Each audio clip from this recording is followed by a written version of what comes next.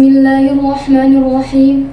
Assalamualaikum warahmatullahi wabarakatuh. Alhamdulillahi rabbil alamin. Wassalatu wassalamu ala ashrafil anbiya'i wal mursalin Sayyidina Muhammadin wa ala alihi wa ashabihi ajma'in, amma ba'd. Wa man tabi'ahum bi ihsanin ila yaumiddin.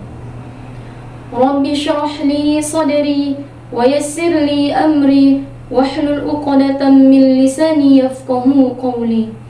Wattaqullah wa yu'allimukumullah wallahu bikulli syai'in alim. Pertama-tama dan yang paling utama, marilah kita senantiasa memanjatkan puja dan puji syukur atas kehadirat Allah Subhanahu wa ta'ala. Sebab Allah telah banyak memberikan kita nikmat, terlebih nikmat iman dan Islam. Salawat dan salam semoga senantiasa tercurahkan kepada manusia yang paling mulia, Nabi sekaligus Rasul Allah, yakni baginda Muhammad sallallahu alaihi wasallam, yang telah mengangkat derajat manusia, yang telah memperjuangkan kalimat tauhid la ilaha illallah Muhammadur Rasulullah, yang telah memperjuangkan agama Allah, yakni agama Islam. Perkenalkan, nama saya Radia Safitri. Saya berusia 17 tahun. Saya berasal dari desa Ulu Baula. Saya pondok di Pondok Pesantren Tahfidzul Quran Mir'atul Mujahid. Izinkan saya menyampaikan sebuah ceramah yang insya Allah dapat memberikan kita semangat dan motivasi. Adapun judul dari ceramah saya pada kesempatan yang berbahagia ini ialah Ayah, Ibu, aku ingin hafal Quran. Jamaah rahimakumullah. Pada zaman sekarang ini, zaman di mana teknologi makin canggih, semua serba modern. Ya, tidak ada yang salah dari kata canggih dan modern. Namun di zaman inilah manusia sudah banyak meninggalkan warisan Rasulullah. Apakah warisan Rasulullah? Yakni Al-Quran dan hadis. Kebanyakan manusia memilih sibuk dengan dunianya, mempersiapkan dan memperbanyak harta benda yang tujuannya hanyalah untuk kesenangan dan hakikatnya hanyalah sementara. Jamaah rahimakumullah, tahukah kita bahwa ada satu hal yang jauh lebih baik dan berharga daripada harta benda? Ialah Al-Quran. Sebab kelak Al-Quran akan memberikan syafaat kepada siapa saja yang senantiasa membacanya, bahkan menghafalnya. Allah Subhanahu wa ta'ala berfirman dalam Quran surah Abasa ayat 33 sampai 42. A'udzu billahi minasy syaithanir rajim. Bismillahirrahmanirrahim. Fa idza ja'atis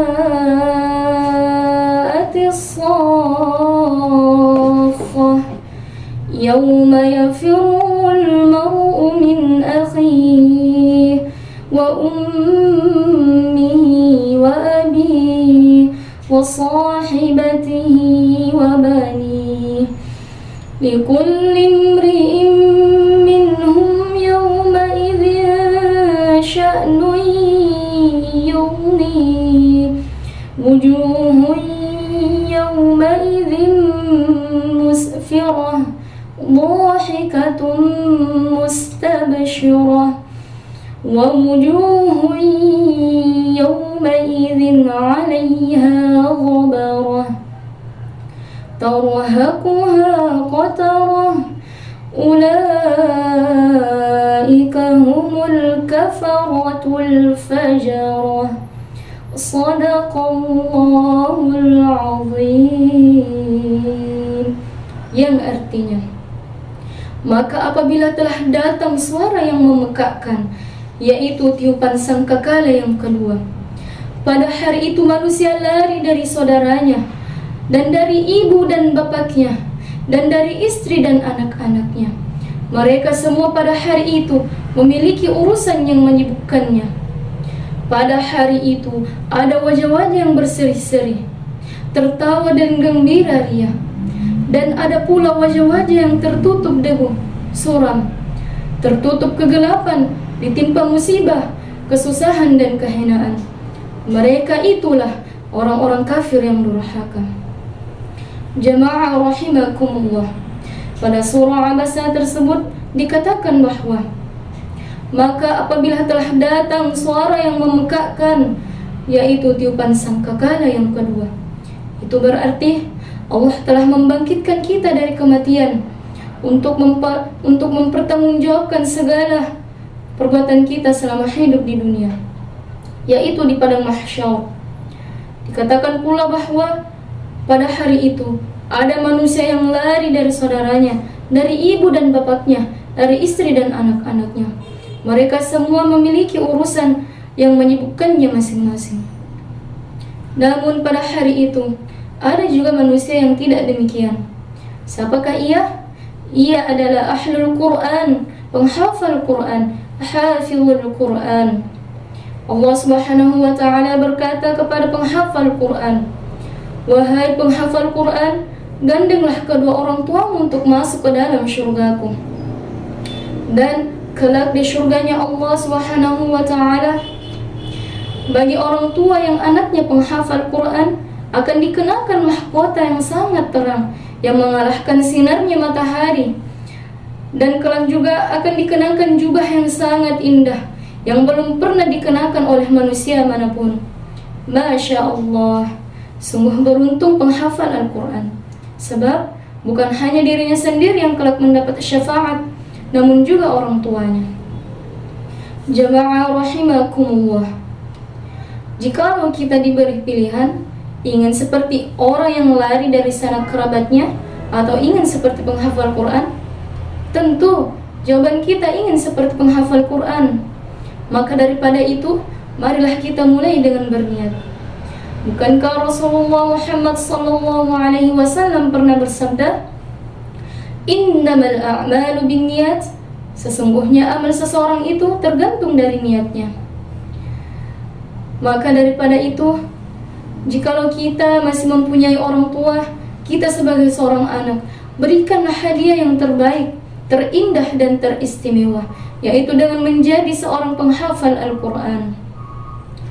Jemaah rahimakumullah, saya ada sedikit kisah dan pengalaman yang insya Allah dapat memberikan kita motivasi dan semangat, sehingga kita semakin yakin untuk menjadi penghafal Al-Quran.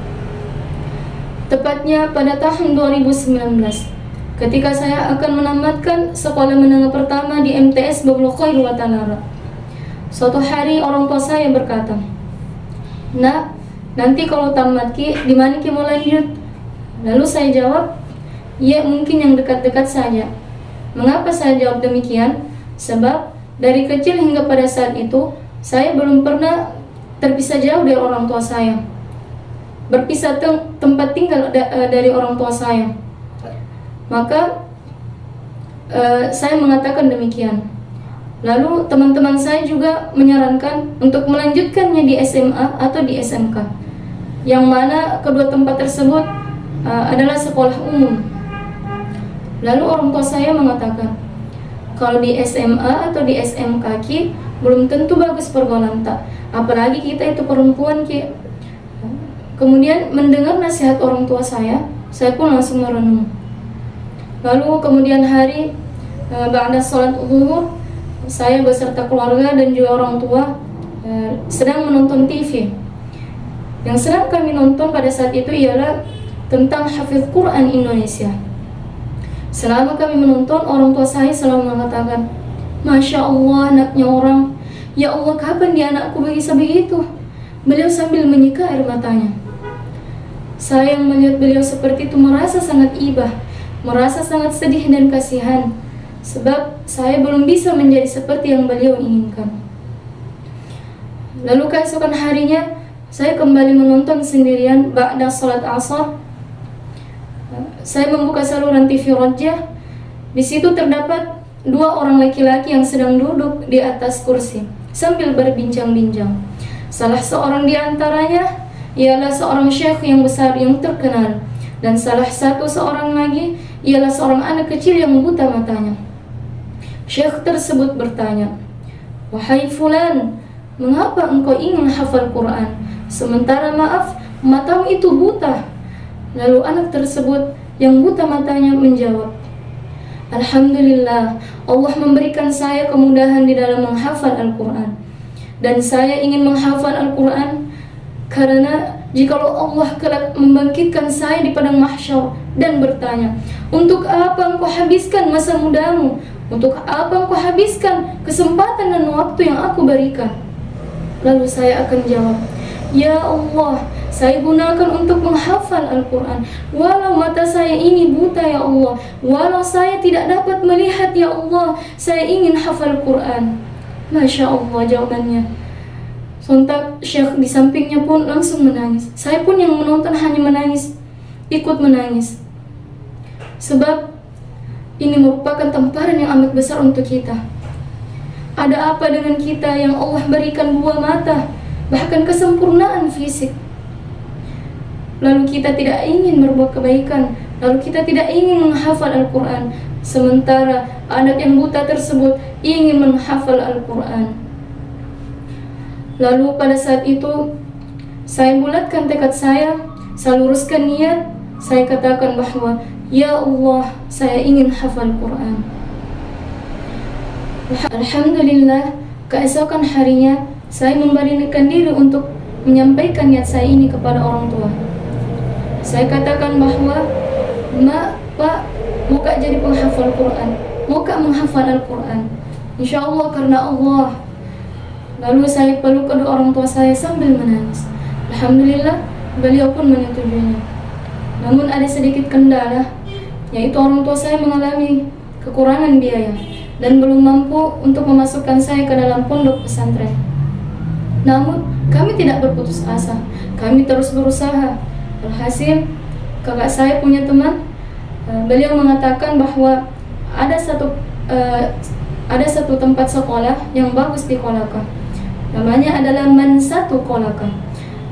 Di sekolah tersebut ada program khusus bagi anak sekolah yang ingin menghafal Al-Quran. Program tersebut ialah program tahfidz yang dibina langsung oleh Al-Ustadz Lukman Saraji LC. Lalu kakak saya yang mendengarnya langsung memberitahukan kepada orang tua dan juga kepada saya. Kakak saya berkata, "Jikalau ingin menghafal di sana, maka kita harus tinggal di asrama." Ini bukanlah hal yang mudah untuk saya, sebab pertama kali saya akan berpisah dan tinggal jauh dari orang tua saya. Namun orang tua saya dan keluarga selalu memberikan support, selalu memberikan semangat bahwa jikalau sudah ada niat, maka insya Allah pasti akan ada jalan yang Allah berikan. Dan ternyata benar. Alhamdulillah, setelah saya tamat dari MTS Babul Khair wa Talara, saya pun melanjutkan sekolah saya di Mansatu Kolaka. Pada awal saya ingin menghafal Al-Quran, Ustadz Lukman Saraji LC mengatakan bahwa lebih afdal sebelum kita menghafal Al-Quran, agar terlebih dahulu untuk mempelajari yang namanya tajwid atau makhrajul huruf. Dan setelah itu saya kembali memulainya dari nol, yaitu turun ke Iqra. Saya mempelajari dari huruf A sampai Ya. Dan alhamdulillah, selang beberapa waktu Ustadz pun mengizinkan saya dan teman-teman saya untuk mulai menghafal Al-Quran dari surah Al-Baqarah dan seterusnya. Lalu tepatnya pada tahun 2021, Al-Ustadz Lukman Saraji LC mencoba untuk minta izin kepada orang tua saya, kepada kepala sekolah Mansatu Kolaka, guru beserta staf, untuk membawa saya beserta seorang teman agar bisa menghafal di tempat binaannya, yaitu di rumah tahfidz, di rumah Quran Mir'atul Mujahid, yang alhamdulillah sekarang telah menjadi pondok pesantren tahfidzul Quran Mir'atul Mujahid. Lalu alhamdulillah, kepala sekolah, orang tua beserta guru dan staf mengizinkan. Pada tahun 2021, saya pun masuk ke dalam binaan Ustadz Lukman Sarajarsi. Alhamdulillah, dengan waktu 11 bulan 16 hari, saya menyelesaikan hafalan saya. Namun, dengan selesainya hafalan saya, bukan berarti perjuangan saya telah selesai. Ini adalah awal dari perjuangan yang panjang. Sebab, bagi penghafal Al-Quran, bukan hanya memperjuangkan untuk meraihnya saja, namun memperjuangkan untuk mempertahankan hingga mati, yaitu dengan murojaah sampai mati, insya Allah. Jamaah rahimakumullah, saya beserta orang tua saya adalah bukti yang nyata bahwa jikalau sudah ada niat yang baik, niat yang lurus lillahi ta'ala, insya Allah pasti akan ada jalan. Sebab dari awal hingga akhir menghafal, alhamdulillah, orang tua saya tidak pernah terbebani masalah biaya. Sebab apa? Sebab Allah telah menjamin bagi penghafal Al-Quran. Jamaah rahimakumullah, jikalau kita seorang anak masih memiliki kedua orang tua atau salah satunya, atau bahkan sudah tidak kedua-duanya, tapi kita sebagai seorang anak, marilah kita memberikan hadiah yang terbaik, terindah dan teristimewa bagi orang tua kita di surganya Allah kelak, insya Allah. Wallahu a'lam bishawab. Sekian yang dapat saya sampaikan. Jikalau ada kebenaran, itu pasti datangnya dari Allah, maka pujilah Allah. Jikalau ada kesalahan, maka saya meminta ampun kepada Allah dan meminta maaf kepada kalian. Aqulu qawli hadha astaghfirullahal azim. Unzur ma qalah wa la tanzur man qalah. Lihat apa yang disampaikan, jangan lihat siapa yang menyampaikan.